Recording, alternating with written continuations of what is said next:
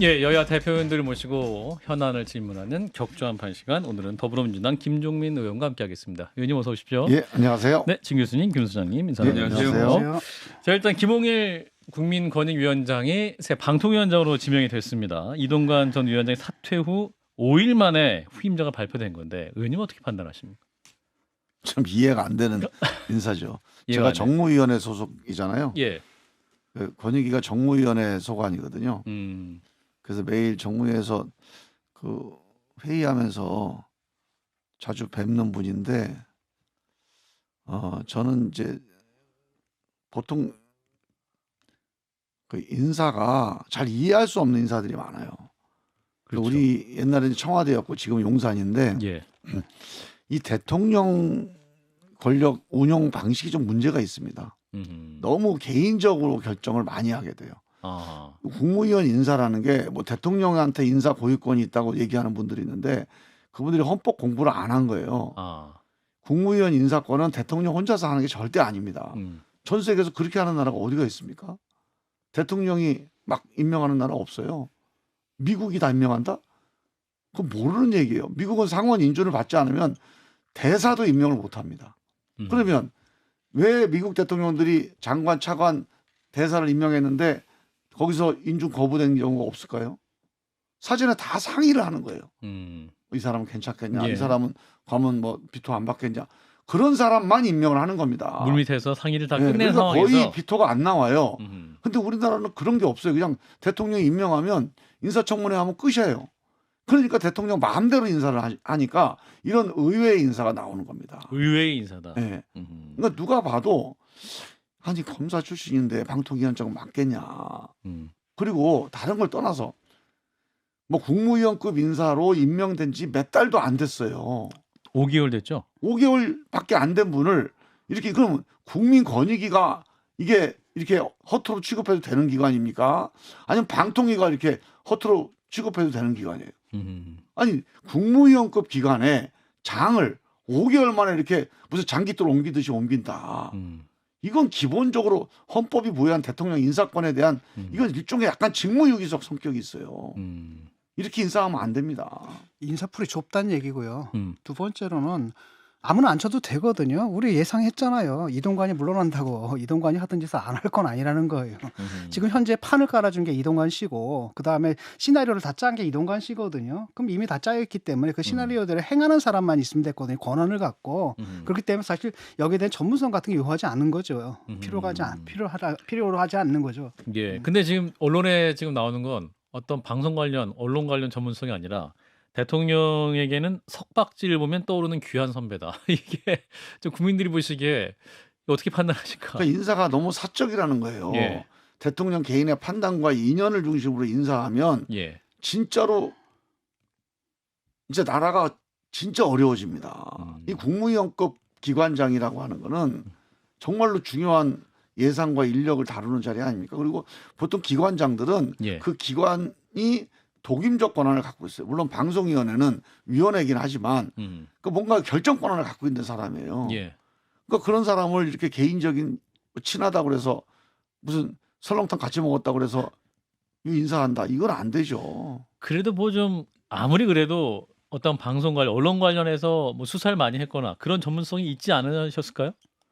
수사를 많이 했으니까 언론 수사도 잘하겠다 이렇게 본 거 아닐까요? 가짜 뉴스를 수사하는 기관으로 지금 이해하고 계신 게 아닌가 싶은 생각이 들고 이렇게까지 막한 그러니까 방송통신위원장 이렇게 되면 지금 야당이 추천한 인사들은 임명은 이번에 해주는 겁니까 그럼? 아니면 또 두 명에서 또 다 방통위원. 처리를 하는 네. 건가요? 어떻게 할 거로 보십니까? 지금 하는 조 봐서는 예. 이제 하는 기조로 보면 강서 선거 이후에 패배 이후에 약간 국정 기조를 전환하니 많이 뭐 혁신을 하니 많이 했잖아요. 그렇죠. 이제 안 하겠다고 이제 대국민 안 선포를 한 하겠다는 거나 마찬가지입니다. 선포다. 그냥 독선 독주 하겠다. 내 마음대로 하겠다 이런 거예요. 나는 선거 앞두고 참 윤석열 대통령이 옛날에 특수부 검사할 때는 언론을 많이 이렇게 상대를 했단 말이에요. 그렇죠. 되게 정치적인 검사로 저는 진작부터 그렇게 생각은 하고 있었지만 이렇게 비정치적인지 몰랐어요. 정말 선거 앞두고 이렇게 국민하고 맞서 싸운다. 이거는 정치인은 너무 어리석은 거죠. 일단 뭐 청문회 과정을 통해서 이제 후보자의 방송 관련, 언론 관련 전문성 검증이 되길 바라봅니다. 자, 이제 총선 예비 후보 등록일이 일주일도 안 남은 상황인데요. 이제 선거제 개편이 갈피를 못 잡고 있습니다. 의원님은 특별히 이제 선거제 개편 문제에 관심이 굉장히 많으시기 때문에. 근데 지금 보면 민주당 입장이 또 뭔가라고 국민의힘이 압박을 하고 있습니다. 그리고 이재명 대표의 입장, 그러니까 당 지도부와 그리고 의원님 같은 민주당 내에서 선거제 개편을 주장하시는 분 입장이 다른 것 같아요. 완전히 다르죠. 예. 지금 약간 제가 해설을 해드리면 해설을 해주세요. 예. 민주당 내에서 이 약속을 지켜야 된다는 분이 그렇죠. 그러니까 어렵게 당 지도부의 입장에도 불구하고 75명이 서명을 했어요. 그렇죠. 예.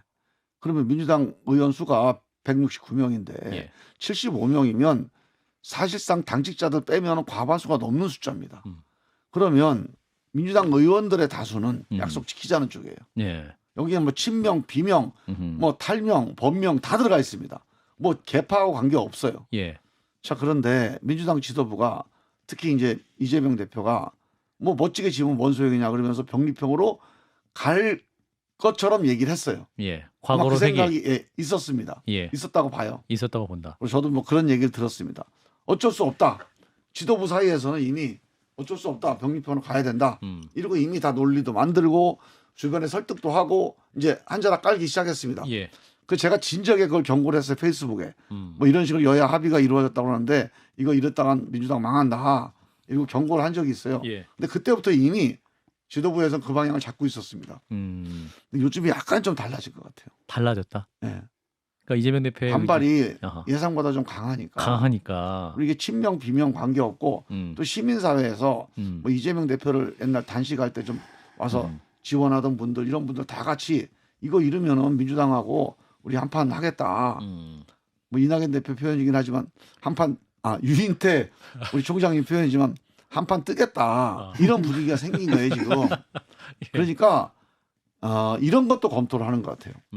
어떤 거죠? 이 제도를 병립형으로 다시 회귀하려면 엄청난 이 개정을 해야 되니까 이건 약간 이게 생이빨 뽑는 거나 마찬가지거든요. 생이빨. 그러니까 그렇게 하는 건 너무 무리다. 그냥 가자. 현행대로. 현행대로. 그 대신 위성정당을 안 받는다고 약속했으니까 그 약속을 지키는 것처럼 보일 수 있는 그 연합비례정당을 만들자. 이 논의가 오래전부터 있었거든요. 예. 이걸 주장하는 분들이 꽤 있었어요. 예. 아마 그 안을 검토할 가능성이 전 높을 것 같아요. 그게 그거잖아요. 그러니까 이제 이름만 다른 약속을 거지. 안 지킨다는 면에서 둘 다 똑같은 겁니다. 근데 똑같은 것이다. 이게 좀 쉬운 길이에요. 쉬운 길. 왜냐하면 병립형으로 가는 거는 엄연하게 있는 법을 개정을 해서 가야 되니까 엄청난 반발이 예상되죠. 생이빨을 빼는 수준의 예. 고통이 있어야 되는 거고. 근데 요거는 약간 여기다가 이렇게 그 아말감 입히는 정도라고 보면 돼요. 그냥 충치 있으니까 아말감 입히는 정도로 예. 해도 땜질. 되는 예. 그런 정도의 치료거든요. 예. 그러니까 쉽게 얘기하면 이제 현행 제대로 간다. 약속 지킨다. 근데 그 대신 우리가 위성정당도 못 만들지 않냐. 그러니까 위성정당 아닌 걸 만들겠다는 건데 예. 사실상 위성정당이 돼버리는. 연합 비례정당이면 민주당 지지하는 후보들 비례대표 후보로 뭐 속할 수도 집어넣겠다는 있고 거죠. 집어넣겠다는 거 네. 아니에요? 그럼 위성정당 아니에요?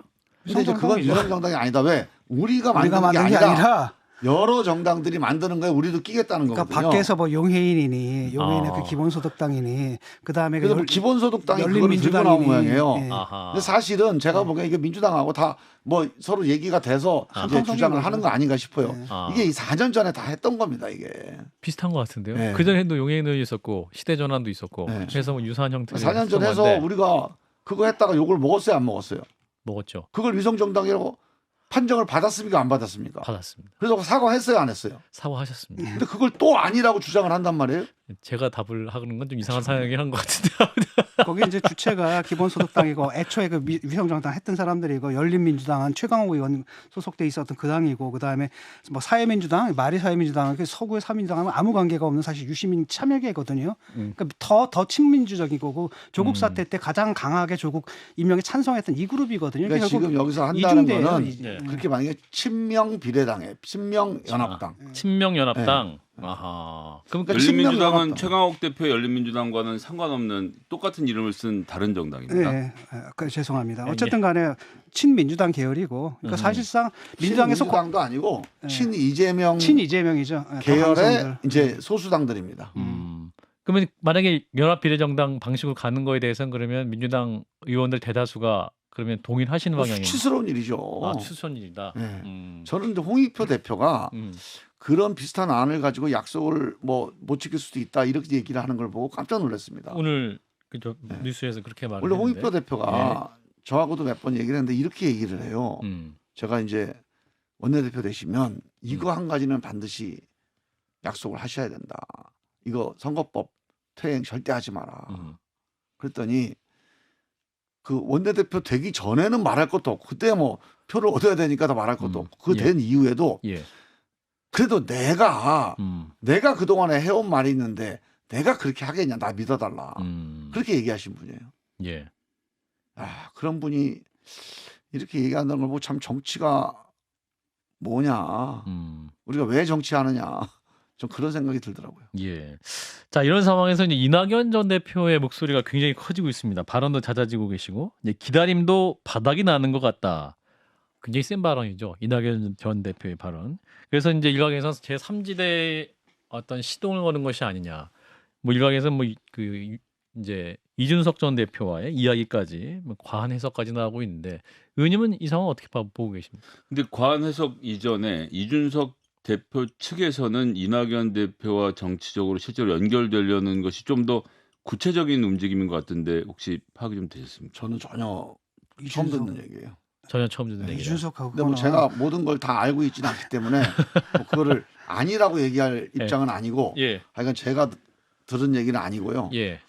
저는 이준석 대표는 약간 젊잖아요. 예. 열려 있고 예. 또 정치적인 어떤 세력으로서 그 전에 레코드가 그렇게 복잡하지 않아요. 그냥 그렇죠. 되게 개방적이에요, 되게. 예. 그러니까 이준석 대표는 뭐 예를 들어서 뭐 비명계 의원들 얘기도 했다가 뭐 이상민 의원 얘기도 했다가 또 뭐 송영길 대표 얘기도 했다가 맞네요. 예.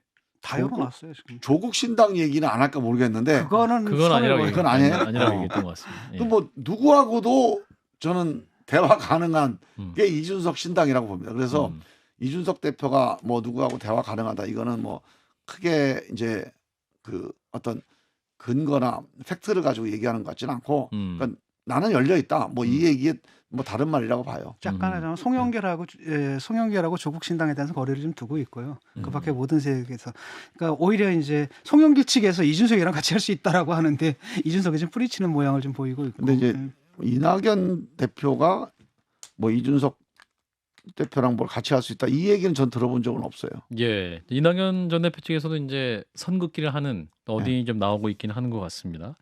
이런 가운데 이낙연 전 대표가 이제 현 이재명 대표 체제에 대한 비판을 좀 강하게 말씀을 하시자 당원들의 청원 게시판에 이낙연 전 대표 출당해달라 이런 청원이 이제 올라오기도 했고 이틀 만에 2만 명이 넘는 분들이 당원이 동의를 했는데 여기에 대해서 또 이낙연 전 대표가 당이 몰아내면 받아야지라고 했지만 또 이 당에서 이 청원을 아예 또 삭제해 버렸네요.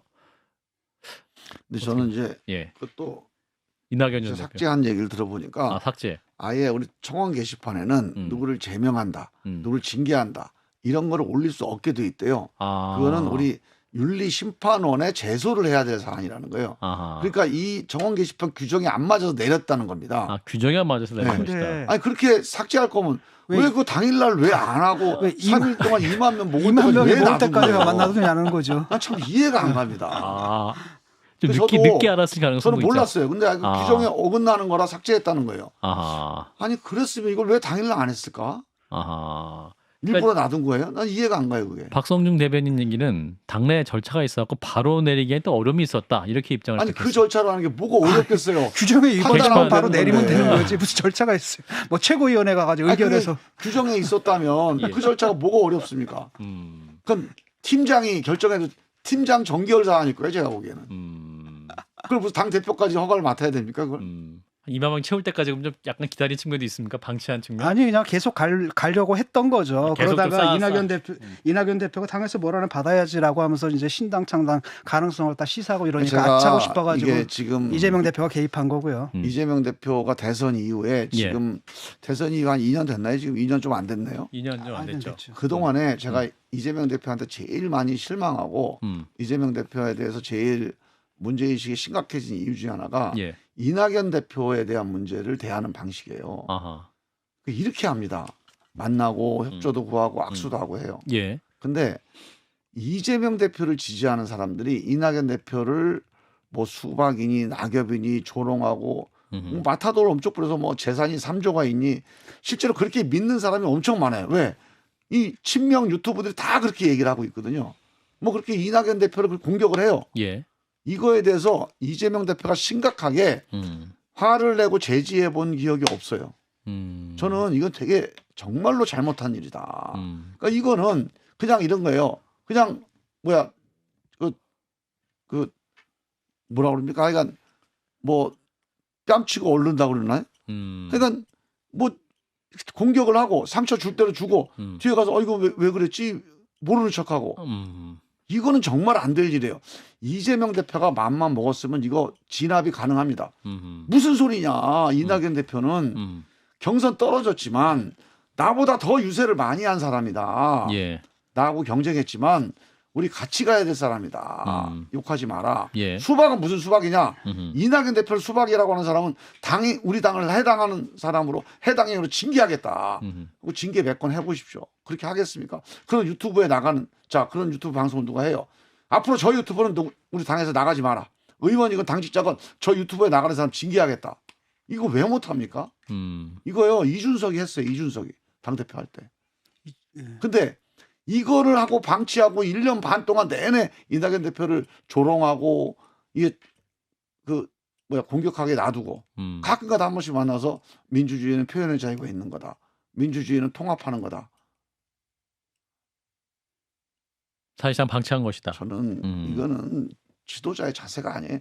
당당하게 해야죠. 정치를 이렇게 하면 안 됩니다. 예, 그래서 지금 나오는 얘기가 또 이낙연 전 대표, 김부겸 전 총리, 그리고 정세균 전 총리가 소통을 계속하고 있고 이제 당에 대한 문제의식을 공유하고 있다. 그래서 3총리 연대설까지 나오는 상황인데 사실은 뭐 세 분이 모여서 뭐 당을 나가시거나 이런 일은 없을 것 같긴 하고 세 분이 뭔가 좀 심각한 모르는 일이죠. 그걸 뭐 어떻게 장담합니까? 장담 못합니까? 세 분이 함께 나갈 수도 있다? 민주당이 이런 거예요. 세 분의 인식은 뭐 제가 알기로는 제가 뭐 다 만나보진 않았지만 예.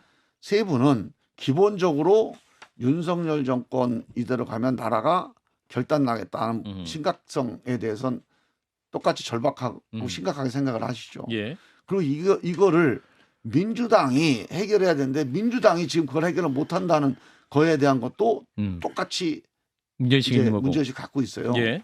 그런데 문제는 이제 그래도 민주당을 살려야 이 윤석열 정권의 이 독성과 독주를 막을 수 있지 않겠냐 이런 생각을 갖고 있는 건데 예. 민주당을 이대로 놔뒀다가는 오히려 윤석열 정권을 도와주는 꼴이 되겠다. 아하.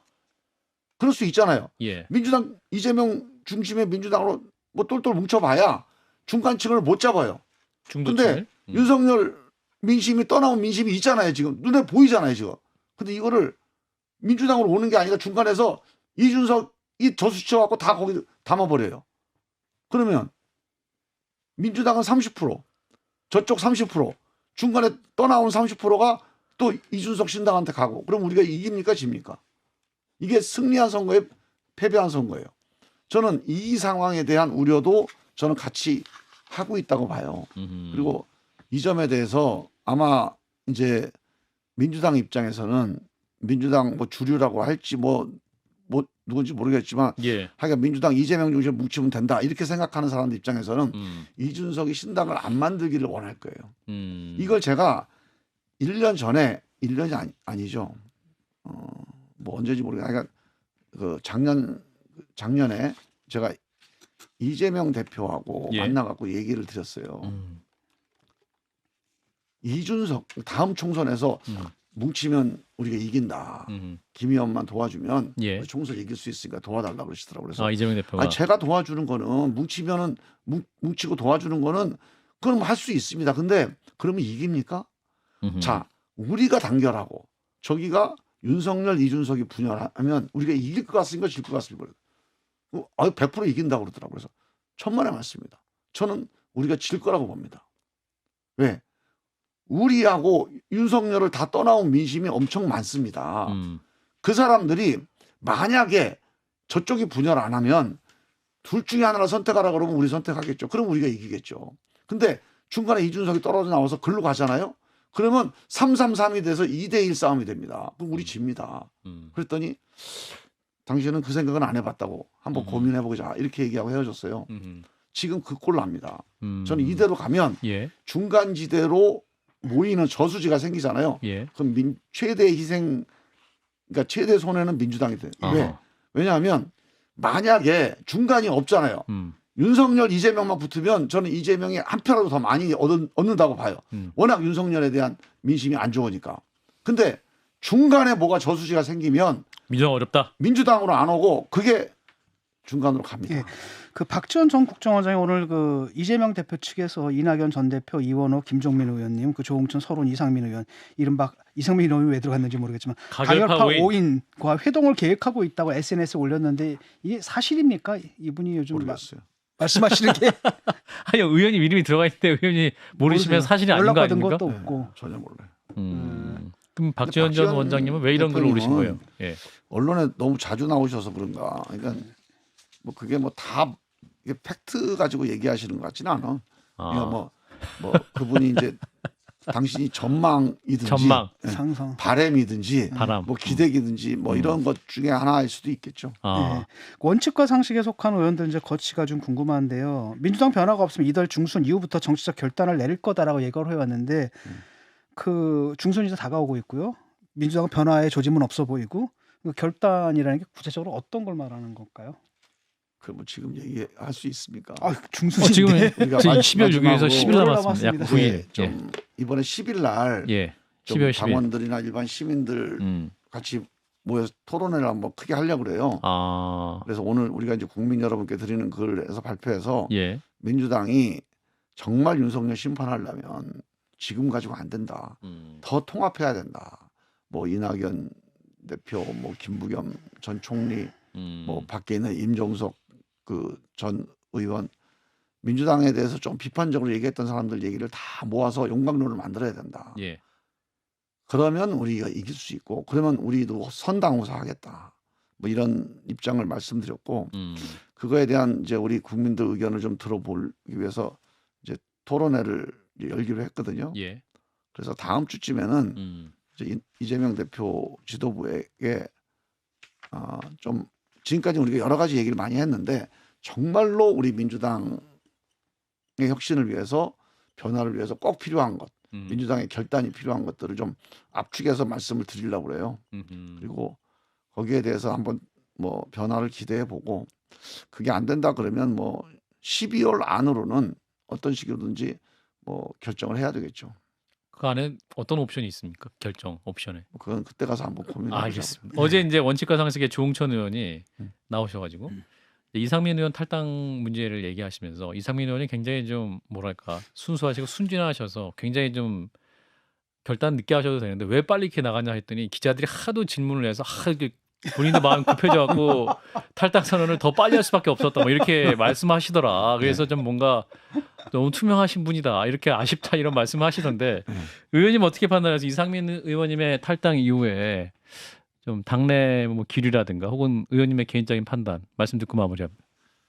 저는 뭐 이상민 의원님한테는 뭐 민주당 지도부에 대해 비판하는 거 그거에 대해서는 공감 가는 내용도 많이 있고 또 만약에 그래서 이거 안 되겠다 탈당하는 것도 저는 이해를 할 수 있습니다. 근데 예. 국민의힘 가겠다고 말씀을 몇 번 갈 수도 있다고 말씀하신 거는 거죠, 뭐. 저는 아직도 이해가 안 가고 왜냐하면 민주당에 문제가 있다고 얘기했잖아요. 예. 그 문제가 이걸 고치는데 이거 안 되겠다.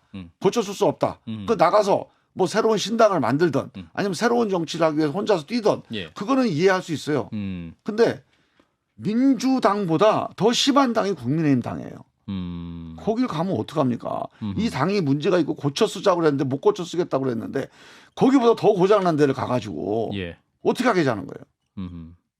저는 그거는 이해가 안 갑니다. 탈당은 이해가 가시나 네. 국민의힘 입당은 이해가 안 간다라는 말씀까지 듣고 마무리하겠습니다. 더불어민주당 김종민 의원이었습니다. 고맙습니다, 의원님. 예. 좋아요. 구독. 알림 설정.